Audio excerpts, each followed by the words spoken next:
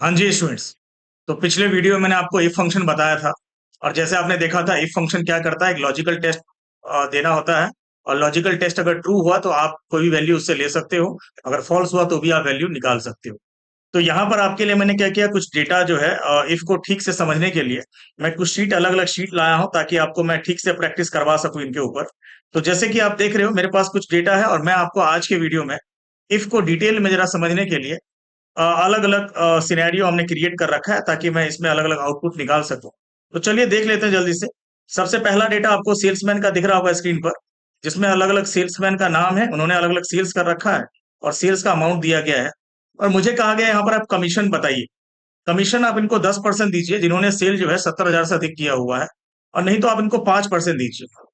तो देखिए यहाँ पर मुझे 10% कैलकुलेट भी करना है, ये नहीं कि मुझे 10% एज अ टेक्स्ट मैसेज चाहिए। मुझे यहाँ पर 10% इसका कितना होगा ये भी पता लगाना है और साथ में लॉजिकल टेस्ट भी पास करना है। तो इसके लिए अगर मैं पहले बात करूं 10% इस अमाउंट का कैसे निकाला जाएगा, तो ये हमने ऑलरेडी सीख रखा है कि इक्वल टू ये जो अमाउंट है मल्टीप्लाई बाय 10% अगर किया जाए तो हम आराम से इस अमाउंट का 10% पता लगा सकते हैं। तो जैसे आप देख रहे हैं 8,292 रुपया 60 पैसा हुआ इस अमाउंट का। लेकिन मुझे ये भी कहा गया है कि आप इसमें उन्हीं को 10% दीजिएगा जिसका सेल्स 70,000 से अधिक है, नहीं तो 5%। तो यहाँ पर मुझे एक लॉजिकल टेस्ट भी पास करना पड़ेगा और साथ में ये कैलकुलेशन भी करना पड़ेगा कि अगर ये इसका सेल 70,000 से अधिक हुआ तो इस अमाउंट का 10% आ जाए, नहीं तो 5%। तो देखिए हम कैसे लगाएंगे, इक्वल टू इफ तो लिखेंगे ही साथ में, और इफ लिखने के बाद यहाँ पर एक लॉजिकल टेस्ट पास किया जाएगा। यदि ये सेल ग्रेटर देन 70,000 हुआ, ओके, तो ये मेरा लॉजिकल टेस्ट हो गया। जैसे आपको मालूम है ये चेक करेगा जा करके, और ये ट्रू है अभी क्योंकि ये सेल 70,000 से अधिक है। अगर हुआ तो क्या, तो देखिए मुझे इसका 10% चाहिए। तो ये वाला जो अमाउंट है वो मल्टीप्लाई हो जाए सीधा 10% के साथ। ओके, सो दिस वैल्यू ये जो है ट्रू में आएगा, और कॉमा लगाने के बाद उसके बाद मैं फॉल्स वाला वैल्यू क्या चाहता हूं, अगर ये नहीं हुआ तब तो मुझे इस अमाउंट का 5% चाहिए। ओके, तो बस इस तरीके से मैं यहाँ पर ये पूरा का पूरा जो सिंटेक्स है मैं यहाँ पर टाइप किया हूँ। और जैसे ही हम एंटर मारेंगे तो ये हमारा लॉजिकल टेस्ट भी चेक करेगा और साथ में अमाउंट उसी हिसाब से कैलकुलेट करके आपको दे देगा। तो चलिए एंटर मार के देख लेते हैं। ये देखिए, तो यहाँ पर ये जो कमीशन है इसको 10% दिया गया है बिकॉज इसका जो सेल है वो 70,000 से अधिक है। और आपको अच्छी तरह से मालूम है कि अगर हम ड्रैग कर लेते हैं तो सबका जो है अमाउंट जो है कैलकुलेट होकर के यहाँ पर आ जाएगा कमीशन। जैसे कि स्टूडेंट आप देख रहे हैं ये पंकज नाम का कोई सेल्समैन है और इसको 2500 कमीशन दिया गया है। और बिल्कुल सही दिया गया है क्योंकि इसका जो सेल है वो 70,000 से अधिक नहीं है।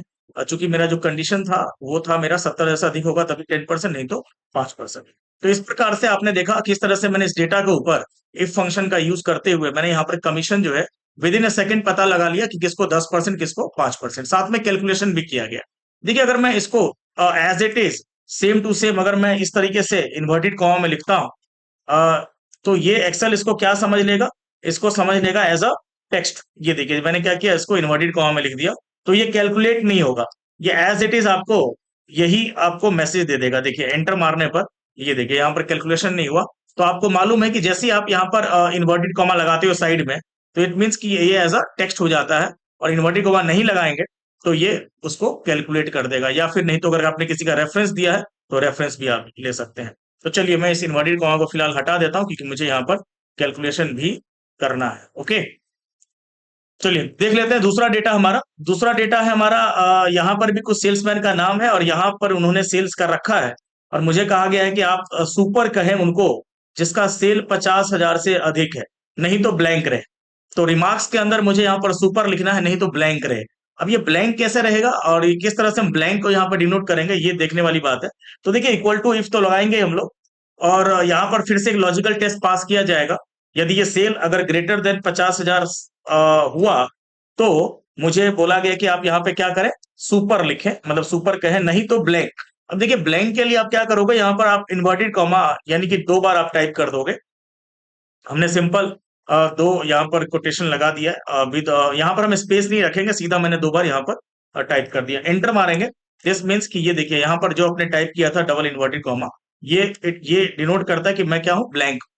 तो डबल क्लिक करने पर जैसे ही आप इसको ड्रैग करोगे तो देखिए यहाँ पर सारे सेल्समैन यहाँ पर कहा सुपर आ गया उन लोगों का जिनका सेल 50,000 से अधिक है, नहीं तो जिसका नहीं है उसमें ब्लैंक जो है सेल रखा गया है।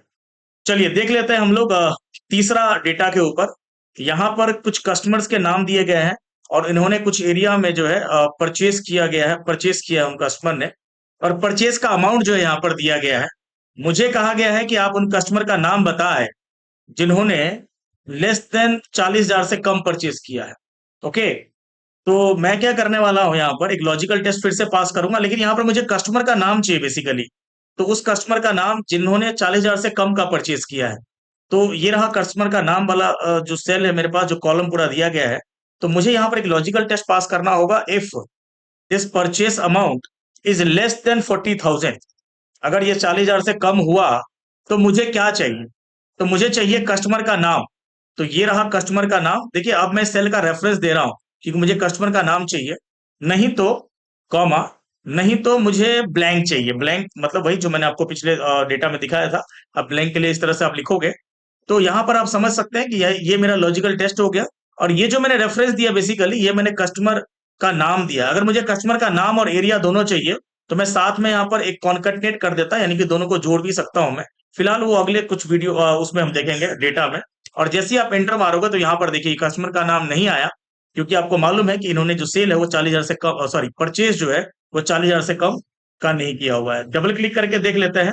जैसे ही हम डबल क्लिक करेंगे तो यहाँ पर आप देख पाएंगे उन कस्टमर का नाम जिन्होंने 40,000 से कम का परचेज किया।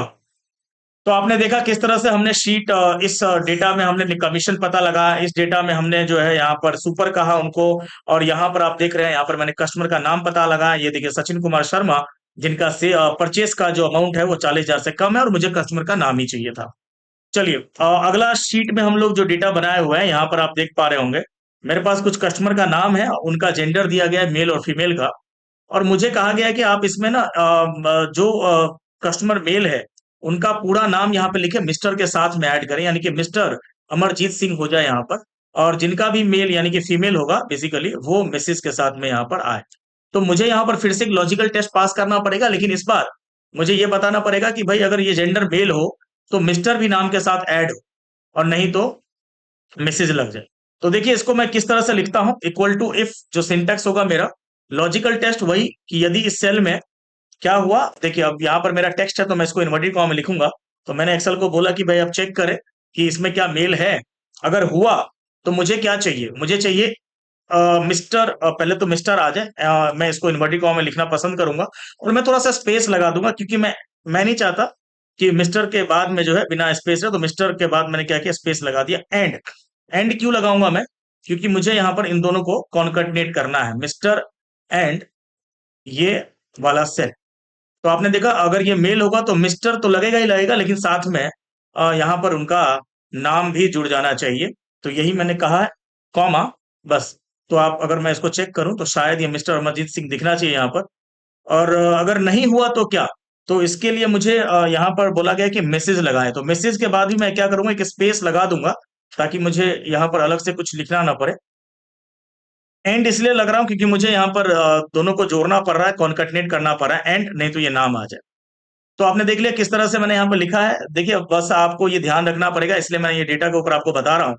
तो ये मेरा लॉजिकल टेस्ट हो गया, जैसे आपको मालूम है अच्छी तरह से। ये मेरा वैल्यू इफ ट्रू, अगर ये रहा तो ट्रू और नहीं तो ये फॉल्स। तो चलिए देख लेते हैं एंटर मार करके क्या आउटपुट आता है। ये रहा, तो मिस्टर अमरजीत सिंह आया। आपने देखा किस प्रकार से आया होगा, ये चेक किया गया होगा इसमें कि ये मेल है और मेल होगा तो मिस्टर। और अगर हम ट्रैक करें तो ये देखिए इस प्रकार से सबका यहाँ पर आ गया है। तो ये फीमेल है और फीमेल है तो मिसेस कृतिका भटनागर यहाँ पर आ चुकी। ओके, हाँ जी, फाइनली देख लेते हैं अब जो लास्ट मैं आपको बताने वाला हूँ इस वीडियो में। उसके बाद आगे और कुछ देखेंगे। यहाँ पर आप देख रहे हैं कुछ एम्प्लॉयज का नाम है, डिपार्टमेंट है, डेट ऑफ ज्वाइनिंग है और उनका सैलरी दिया गया है। तो मुझे कहा गया कि आप इनके सैलरी 5% इंक्रीज करिए। इनके नहीं, मतलब क्वालिटी डिपार्टमेंट का जो एम्प्लॉय है उसी का। बाद बाकी का एज इट इज वैसा ही रहे जिनका जो सैलरी है, लेकिन जो क्वालिटी डिपार्टमेंट का होगा, जैसे आप हम लोग देख पा रहे हैं कि यहाँ पर ये माइकल हिक्स है कोई, क्वालिटी डिपार्टमेंट में है। इनका सैलरी जो है 23,834 है। तो मुझे यहाँ पर इनको 5% इंक्रीज करके दिखाना है यहाँ पर, यानी कि 23,834 और प्लस 5% जो भी होगा ये दोनों जुड़ना भी चाहिए साथ में इसमें। और नहीं तो जो नहीं होगा उसका सैलरी एज इट इज जैसा है वैसा ही रहे। तो देखिए मैं यहाँ पर किस तरह से पास करूंगा, पहले तो एक लॉजिकल टेस्ट पास कर लेता हूं। यदि ये सैलरी सॉरी सैलरी नहीं है, क्योंकि मेरा जो डिपार्टमेंट के ऊपर कंडीशन होगा। तो यदि ये डिपार्टमेंट क्या हुआ, क्वालिटी हुआ, राइट। तो ये देखिए मैंने यहाँ पर एक लॉजिकल टेस्ट पास कर दिया है। आपको मालूम है एक्सेल इसको जाके चेक करेगा कि यदि ये डिपार्टमेंट क्वालिटी हुआ तो मुझे क्या वैल्यू चाहिए। अब देखिए यहाँ पर ध्यान रखिएगा, वैल्यू मैं किस तरह से निकाल रहा हूँ। देखिए तो मुझे चाहिए बेसिकली ये जो सैलरी है, अगर ये क्वालिटी डिपार्टमेंट हुआ तो ये सैलरी प्लस इस सैलरी का 5% हो जाए, बस। तो आपने देखा किस तरह से मैंने यहाँ पे कैलकुलेशन किया, सैलरी तो रहेगा ही प्लस सैलरी का सैलरी का 5% कैलकुलेट हो, मतलब सैलरी में 5% और जुड़ना चाहिए। नहीं तो वैल्यू फॉल्स क्या चाहिए मुझे, जैसा ये सैलरी है वैसा ही मुझे दिखाए, बस।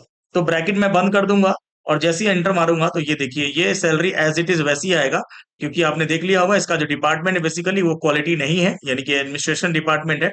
और जैसे ही हम ड्रैग करेंगे तो ये देखिए यहाँ पर हम लोग देखेंगे जरा नीचे जो क्वालिटी डिपार्टमेंट होगा बेसिकली, ये देखिए तो जो क्वालिटी डिपार्टमेंट का एम्प्लॉइज होगा उनका सैलरी ये देखिए 23,834 था, और ये सैलरी इंक्रीज होकर के 25,025 रुपये 70 पैसा हो चुका है। ओके, तो बस इस तरीके से हम लोग यहाँ पर आप देख पा रहे होंगे मैं किस तरह से यहाँ पे लॉजिकल टेस्ट पास करता हूँ, मुझे क्या वैल्यू चाहिए, क्या फॉल्स के ऊपर चाहिए, और यही बेसिकली हमारा इफ फंक्शन काम करता है। और आप लोग अच्छी तरह से इसके ऊपर आप भी अगर आप इसको देख रहे होंगे तो ठीक से प्रैक्टिस कर लीजिएगा। और नेक्स्ट वीडियो में आपको नेस्टेड इफ के बारे में बताऊंगा, यानी कि हम एक साथ में बहुत सारा लॉजिकल टेस्ट पास करेंगे, और काफी इंटरेस्टिंग होने वाला है। तो नेक्स्ट वीडियो में हम लोग उसको देखते हैं, तब तक के लिए बस इतना है।